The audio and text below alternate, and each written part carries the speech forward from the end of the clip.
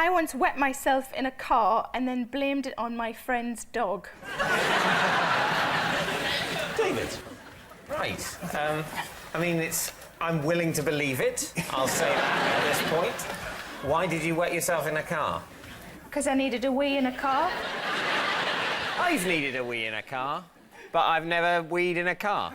I was once stuck in a very long line of traffic trying to get onto the Severn Bridge on the M4, and I let myself go in a 1-litre bottle of Volvic. I did that on the motorway, and my problem was I was really desperate, and I had a bottle of water, and I had to drink the water. My body was saying, no more water. So it was a terrible cyclical thing. No sooner than I got it down, it was out again. I didn't want to draw attention to myself, because people might pull up either side, and I'd clearly, by my facial expression, be urinating at that. Oh, please show us that face.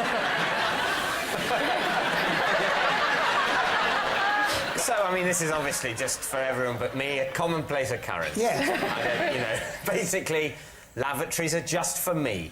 What a great name for your autobiography. Yeah.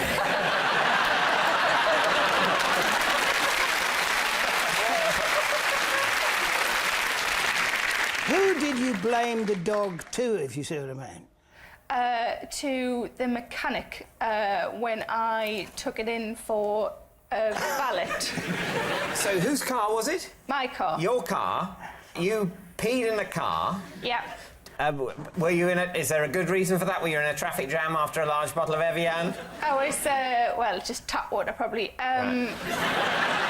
I've never been in a car with a tap, so, you know... It's a very posh car. All right. Yeah, I was stuck in it. It's so posh, it's plumbed in. Literally got gangs of people following it with pipes. Well, to be fair, if it was plumbed in, I'd have probably had a toilet in there as well, wouldn't I? I've never done this, but is it conceivable... Because as a woman, you don't really have much control over where it's going. But as a man, is it conceivable you could aim it out of the window? You could, but the speed you were going at would mean it all came straight back into you. So, when you got to this mechanic, what did you say? I mean, was the stain so clearly visible? No, it had sunk right in. Was he a bit confused that the dog was driving? No, because it wasn't on the driver's seat. You changed seats for a week.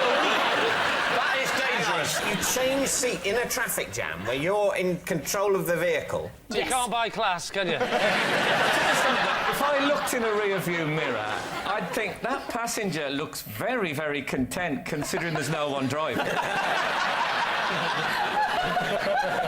So what are you thinking, David? What do you think, Mary? I just think Sarah is the kind of strong, independent woman who would step out of her car, stride to the hard shoulder, and say, just go, and then do it. Yeah. Phil, do you believe it? Yes, I think it happened. Well, you think it's true and you think it's a lie. So I have to decide, which I hate. I think it's true. I think it's true? Yeah. OK.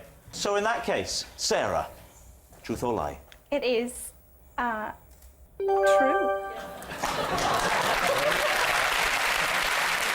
Well done, David. You listen to that in future. Goodness me.